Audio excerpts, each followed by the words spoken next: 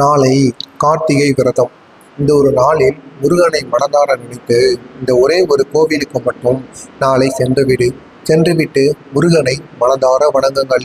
இப்படி செய்வதன் மூலம் நமக்கு இருக்கும் அனைத்து விதமான பிரச்சனைகளுமே தீர்ந்து விடுமாம். அவ்வளவு சக்தி இந்த ஒரு வழிபாட்டில் இருக்கின்றது. எனவே நீங்களும் நாளை உங்களுடைய குடும்பத்துடன் இந்த ஒரு கோவிலுக்கு சென்று உங்களுடைய வழிபாட்டை முடித்து விடுங்கள். இதனால் மிக பெரிய அளவில் உங்களுக்கு நன்மைகளானது நடக்கும். இது காஞ்சி மகான் மகா பெரியவா அவருடைய பக்தரிடம் கூறிய ஒரு எளிய பரிகார முறை. நீங்களும் இதனை செய்து உங்களுடைய வாழ்க்கையிலும் வெற்றி பெறுங்கள். இந்த ஒரு பரிகாரத்தை நீங்கள் செய்வதன் மூலம் இதுவரை நம்முடைய வாழ்க்கையில் தெரிந்தும் தெரியாமலும் செய்த பாவங்கள், கஷ்டங்கள் என அனைத்துமே நீங்கிவிடுமாம். அவ்வளவு சக்தி இந்த ஒரு பரிகாரத்துக்கு இருக்கின்றது. எனவே தவறாமல் நீங்களும் இந்த ஒரு பரிகாரம் என்ன என்று காண்பதற்கு முன்பாக மறக்காம நம்ம சேனலை ஒரே ஒரு சப்ஸ்கிரைப் மட்டும் பண்ணி வைத்துக் கொள்ளுங்கள். அப்பொழுதுதான் நாம் தொடர்ந்து பதிவிடுகின்ற வீடியோக்கள் தொடர்ந்து உங்களுக்கு நோட்டிபிகேஷனாக வந்து கொண்டே இருக்கும். அனைவருக்குமே தெரிந்திருக்கும், முருகனுக்குன்னு நிறைய வழிபாடு முறைகள் இருக்கின்றன. இருந்தாலும் இந்த கார்த்திகை விரதம் நாட்கள்ல நம்ம முருகனுடைய இந்த ஒரு கோவிலுக்கு சென்று முருகனை மனதார வழிபடணும். இப்படி இந்த ஒரு நாளில் நாம் செய்வதன் மூலம் என்ன கிடைக்காத அளவிற்கு நமக்கு நன்மைகள் வந்து சேருமாம்.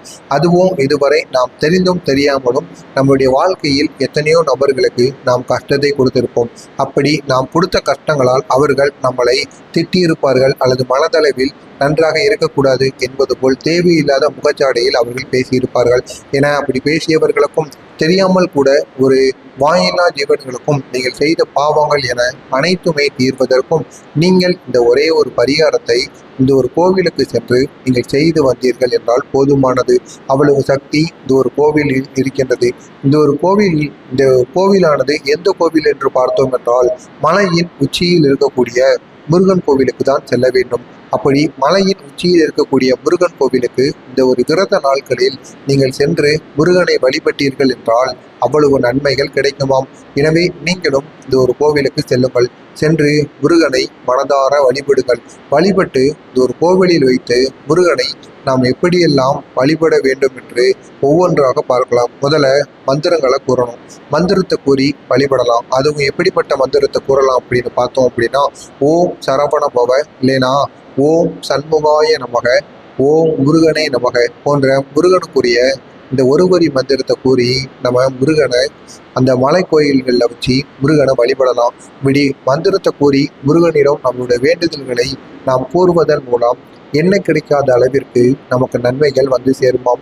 அடுத்ததாக கோவிலுக்கு செல்லும் பொழுது நம்ம கீழே இருந்து மலை உச்சிகளில பெரிதளவு கோவிலுக்குள்ள ஏற்றுவதற்கு விளக்குகள் எதுவும் இருக்காது, தீபங்கள்னு எதுவுமே இருக்காது. அப்படி இல்லாத பட்சத்துல நீங்க உங்களுடைய வீட்டிலிருந்தோ அல்லது வெளியில அருகில் உள்ள கடைகள்ல இருந்தோ ஏதாவது நல்லெண்ணெய் தீபமோ அல்லது நெய் தீபத்தையும் நீங்க வாங்கி முருகனுக்கு ஏற்றணும். அதுவும் இரட்டை எண்ணிக்கையில ஏற்றணும். அப்படி ஏற்றி முருகனை நீங்க வழிபடலாம். அதற்கப்புறமா வீட்டிலையும் நம்ம விளக்கேற்றி வழிபடணுமா.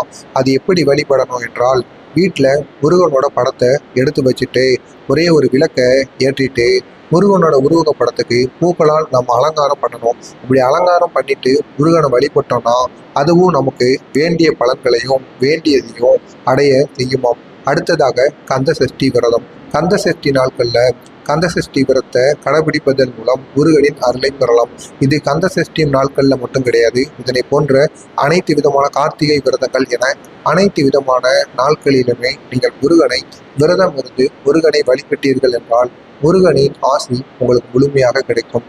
அடுத்ததாக தானம் செய்யணும். இந்த விரத நாட்கள்ல நீங்க சிறப்பு நாளாக கருதக்கூடிய இந்த விரத நாட்கள்ல அங்க வருகின்ற பக்தர்களுக்கு, அதுவும் மலை கோவிலில் வருகின்ற பக்தர்களுக்கு நீங்கள் பெரிதளவில் அங்க நீரானது இருக்காது. எனவே இந்த தாகத்தை தீர்க்கக்கூடிய தண்ணீரை நீங்கள் தானம் செய்ய வேண்டும். அப்படி இந்த தாகத்தை தீர்க்கக்கூடிய தண்ணீரை நீங்கள் தானம் செய்வதன் மூலம் அதிக அளவில் உங்களுக்கு நன்மைகள் வந்து சேர்ந்து கொண்டே இருக்கும்.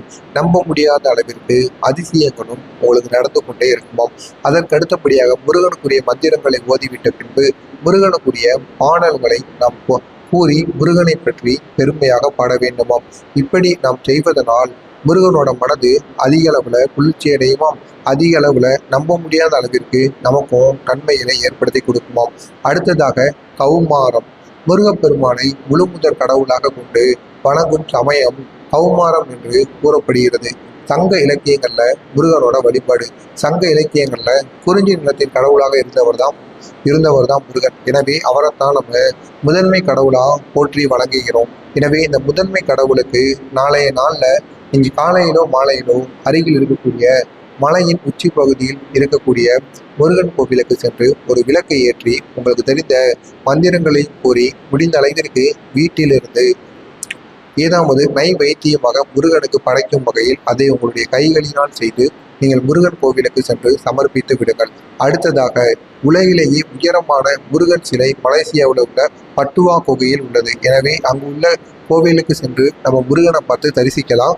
அதே போல் முருகனுடைய சிலையை நாம் நம்முடைய வீட்டில் வைத்து இந்த முருகனுக்குரிய விசேஷமான நாளாக கருதப்படக்கூடிய நாட்களில் நம்ம முருகனை நினைத்து நம்மளுடைய வீட்டில் முருகனை வைத்து வழிபடணும். இப்படி முருகனை வைத்து நாமளே நம்முடைய வீட்டில் வைத்து வழிபடுவதன் மூலம் அதிக அளவில் நமக்கு வெற்றிகளானது கிடைக்குமாம்.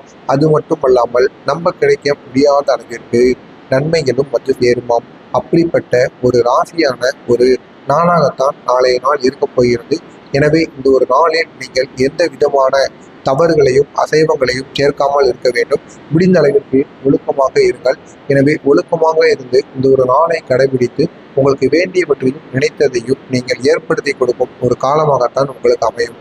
எனவே தவறாமல் இந்த ஒரு செயலை நாளைய நாளில் நீங்கள் அருகில் உள்ள உயரமான மலைக்கோவில்களுக்கு சென்று செய்யுங்கள்.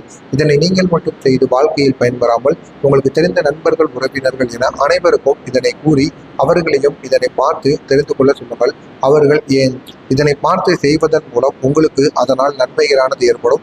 எனவே இந்த வீடியோவை பார்க்குற நீங்கள் மலைக்கோயில்களுக்கு செல்ல வாய்ப்பில்லைனாலும் உங்களுக்கு தெரிந்த நண்பர்களுக்கோ உறவினர்களுக்கோ ஷேர் செய்து அவர்களையாவது ஒரு முறை நாளைய நாள் இந்த விரத நாளில் சென்று விட்டு வர சொல்லுங்கள். அதனால் அந்த வாக்கியமும் உங்களுக்கு கிடைக்கும். உங்களுடைய எல்லா விதமான பிரச்சனைகளுமே நாளைய நாளில் தெரிந்துவிடும்.